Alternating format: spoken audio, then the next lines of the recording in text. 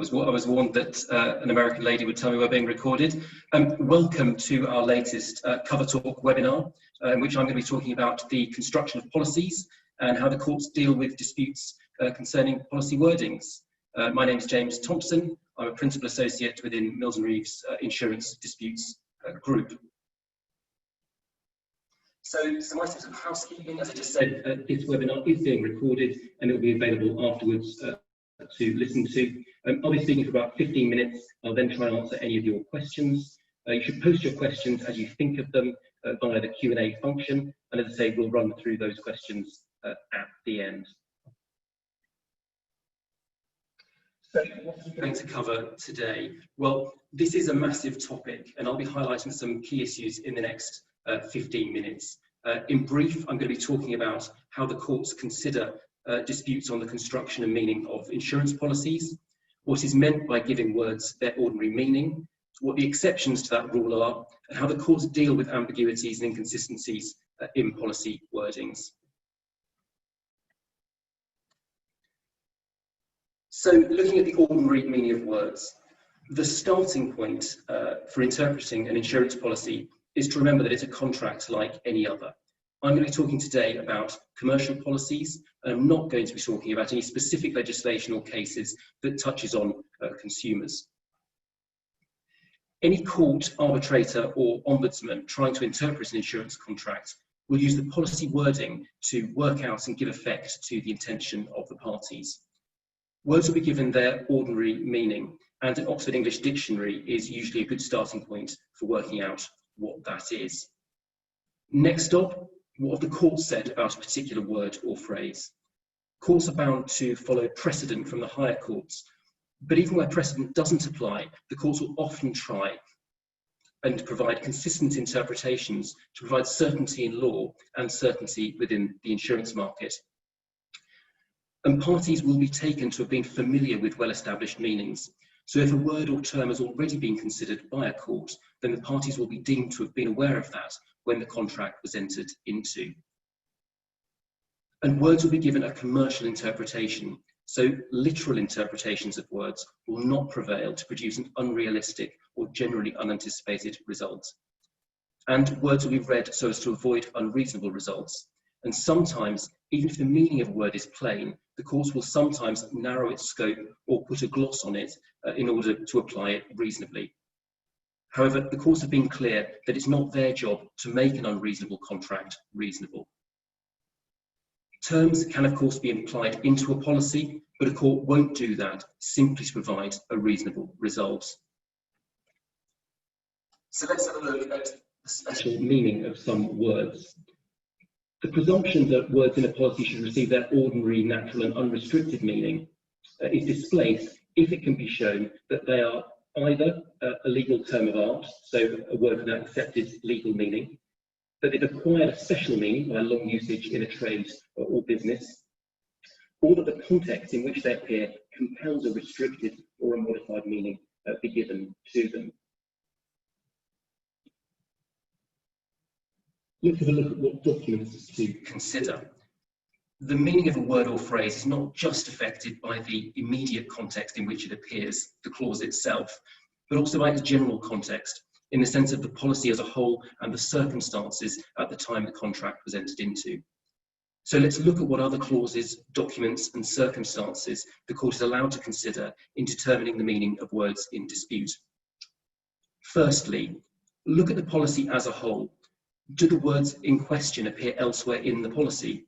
You can't give a word or a term an interpretation that nullifies other provisions in the policy. At the same time, as the same words should have the same meaning throughout the policy. Secondly, look at other documents that may be incorporated into the policy and considered a part of it, if they're physically attached to it, like the slip. However, I should say that the mere fact that a document may have been delivered with the policy does not automatically make it a part of the policy, and that'll be a question for the court to determine on the facts of the case. Thirdly, look at the proposal and its contents. They're often incorporated into the contract, so if that's the case, they must be read with it. Evidence of context. I said earlier that context is important in determining the meaning of words in the policy. and it follows that the evidence of context is going to be important because the courts don't construe words in a vacuum. Let's look at the issue of inconsistency. When different words or provisions in the contract of insurance appear to bear conflicting meanings, the court will try to reconcile those conflicting meanings to give effect to the whole contract. But where this is impossible, certain principles have been established to settle the problem of contradiction. Where two clauses are inconsistent, the general rule is that the first shall stand and the latter will be rejected. This rule has to be applied with caution in insurance policies because many clauses appear early in a policy and are then qualified with words such as provided always that. And in these cases, it's only the latter clause that gives the original clause its true meaning. So deleting the latter clause or ignoring it would distort its meaning and would not reflect the true intention of the parties. Where terms in the proposal form conflict with the policy should prevail, but it's open to either party to demonstrate through extrinsic evidence, and I'll come on to the issue of extrinsic evidence in a moment, that the proposal itself demonstrated the true intention of the parties, giving grounds for a claim for rectification. Where a policy has clauses that are both written and typed, the court will try and give effect to both equally. But if a written clause can't be reconciled with a printed clause, the written overrides the printed because the written words are the immediate language and terms selected by the parties themselves for the expression of their meaning, and the printed words are a general formula applied to all insurances in the same class of risk. Courts will not be afraid to ignore clauses that are standard and not applicable to a particular risk. And it's debatable how a court would treat a clause deleted as inapplicable by the parties in order to assist the court in working out what the parties' intentions were for the clauses that remain. There are cases which suggest that the court will be happy to look at such a clause, but equally there are also cases which flow in the other direction. But it seems to me that a deleted clause could be highly relevant in determining the parties' intentions. Let's turn to look at the issue of ambiguity. There is some Latin on your screens. The contra proferentum rule is a legal principle that ambiguity in the wording of a policy or a slip should be resolved against the party who drafted it. Typically, this will be the insurer. In essence, the court won't allow a party who's drafted an ambiguous phrase or form of words to benefit from it. For example, an ambiguous insuring clause could be given a broad interpretation to ensure that an insured gets cover, or where there's a requirement to notify a circumstance, but circumstance is not defined, you can see the insured getting the benefit of the doubt. Of course, then in a situation where a clause or perhaps a definition of the insured or insured property may have been added by a broker or by a policyholder, then in that case, the contra proferentum rule would work in insurer's favour and be enforced against the insured. But the contra proferentum rule only comes into play where the ambiguity is real, and the court will already have attempted to apply the ordinary rules of construction.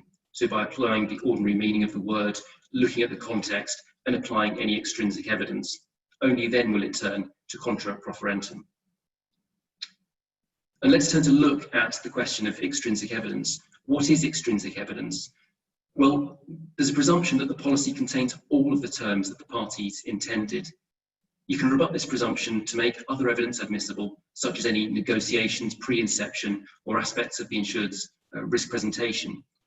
It's a subject in its own right, but examples of what you can use extrinsic evidence to show are, for example, showing that the policy does not express the true agreement of the parties and support a plea of rectification. Secondly, to establish a collateral contract containing a separate undertaking, which may vary the terms of the policy. Or thirdly, to prove a subsequent agreement, be it written or oral, by which the parties have varied or discharged the original contract contained in the policy, or to prove an act of waiver on the part of one of the parties. And where the meaning of a word or phrase is clear, then extrinsic evidence will be inadmissible to try and prove that a different meaning applies. There are some exceptions to that rule, which are, for example, to explain words which are susceptible to explanation, such as words that may appear in a foreign language, technical terms, market abbreviations, or shorthand. Secondly, to show the circumstances in which the insurance was concluded, to enable the court to construe the wording of a policy in its context. Thirdly, to identify references in the contract which are of themselves incomplete or uncertain. Fourthly, to show the intention of the parties where there's a patent ambiguity in the wording or where there's a latent ambiguity. So where the ambiguity is not apparent within the face of the document itself, but is disclosed by evidence of the circumstances at the time the contract was made. Fifthly, to prove conduct which stops a party from asserting a particular meaning of the words used or establishes an agreement between the party to attach a given meaning to the words in the contract. Or finally, to prove that certain words or phrases have a technical meaning in ordinary speech, but that such meaning should not prevail over other plainly worded terms with a contrary meaning within the policy. So in summary, if you want a case that neatly sums up the principles of interpretation, then you can look to the 2017 Supreme Court case of Wood and Capita, and there is a quote from Lord Hodge in that case on your screens. I won't read that quote out, you can read it for yourselves, but the case neatly summarises the position. The rule that words are primarily given their ordinary meaning reflects the common sense starting point that parties are deemed unlikely to make mistakes in formal documents. Evidence of background circumstances, context, enables a court or an arbitrator to choose between opposing meanings in the case of ambiguity, and to direct in some cases that the parties have mistakenly used the wrong words to express their intentions. Thank you. I hope that has provided a useful look at what, as I say, is a big topic. If there are any questions, then we will take them now.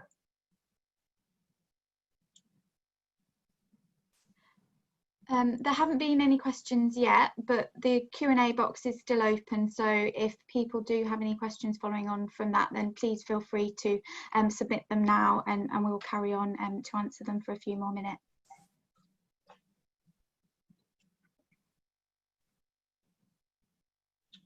Great. Also, if you haven't got any questions, the webinar will remain open for you to provide any feedback via the Q&A function.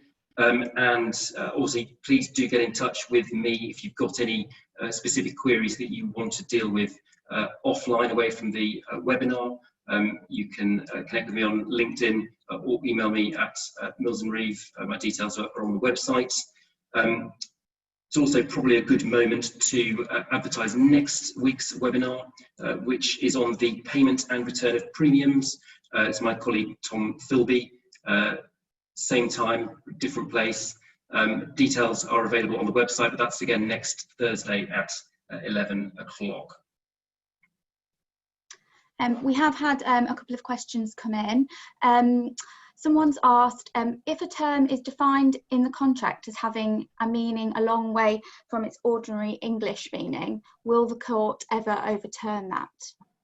It's unlikely. I mean, the starting point is that the parties between them will agree what words are going to mean, and so if any given word can have a number of different meanings. One will be its ordinary meaning in sort of from starting at your Oxford English Dictionary position. But if the parties have decided that there is going to be a different meaning, then that's exactly what the policy is there to do, to set that out. So it would be quite unusual and unlikely that a court would then interfere with that if asked to do so, unless a party could demonstrate by context, by extrinsic evidence, that actually an alternative meaning was intended. But I think where a term is defined, that is going to be an uphill struggle.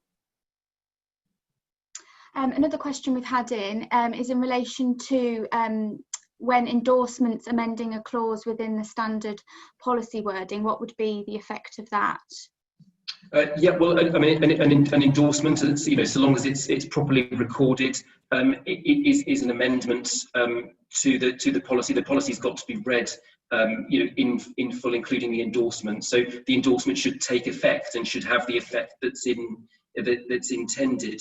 if it impacts upon terms in the agreement. So, you know, again, if you end up in a dispute as to, you know, the impact that an endorsement has, I think, you know, practically the message would be, you know, consider the wording of an endorsement as carefully as you would consider, you know, the wording itself, to ensure that actually, if there is a risk that an endorsement is going to displace a term or a meaning within the policy, then that's what's agreed between the parties. And if that's not what you intend to do, then you need to deal with that and ensure that the endorsement doesn't have that impact. But yeah, you know, an endorsement is as important as the wording, in my opinion. And somebody else has asked, what are the most typical and common areas of dispute that we would come across in this type of field? Oh, crumbs. Well, I mean, there are all sorts of terms that come up. I mean, you know, typically around the scope of insuring clauses. That is obviously, it's a really common arena for disputes, because, you know, that's the situation where you've got, you know, policyholders potentially arguing that something is covered, insurers arguing that it's not, and, you know, typically, I mean, you know, in my practice, I defend a lot of insurance brokers, so sometimes I do find myself arguing a policyholder's position, but, you know, more typically we're acting for insurers, and so we're probably looking to argue that the insuring clause has got the narrow interpretation. But, you know, so I mean, it can be almost anything in the policy which can give rise to it, but you know, typically I think insuring clauses are the sort of the biggest area for dispute, and you know, for obvious reasons. And we've just had another question. What would happen if the meaning of a phrase of words changed over time since the standard wording was drafted? Would you expect the court to update their reading of this phrase in today's context as opposed to when the clause was drafted? No, I wouldn't, because I think the starting point is the intention of the parties, and so, you know, you can well see, you know, and it's a great question actually, because obviously the meaning of some words does develop over time, and you know, I can completely see how this dispute would play out in court, but, you know, the court's job is to try and work out what did the parties intend, and so I think the kind of the better view on that would be it must have been, you know, they cannot have intended a word to have a meaning that didn't exist at the time the contract was entered into, and so I do think it'd be quite a difficult argument to run, to say, notwithstanding we accept this is a new and modern interpretation of this word, it should apply, when actually that wasn't what this term meant at the time. There's no more questions at the moment. That was the last one. Great, okay, brilliant. Well, unless anyone else has got any other questions, as I say, we would love your feedback also by the Q&A tool. Also, let us know what future topics you'd be interested in in relation to future webinars. Unless there's anything else, the webinar will stay open, I think, for a minute or two more for feedback to be posted. But otherwise, thank you very much for your time this morning, and I hope you all get the opportunity to get out and enjoy the sunshine.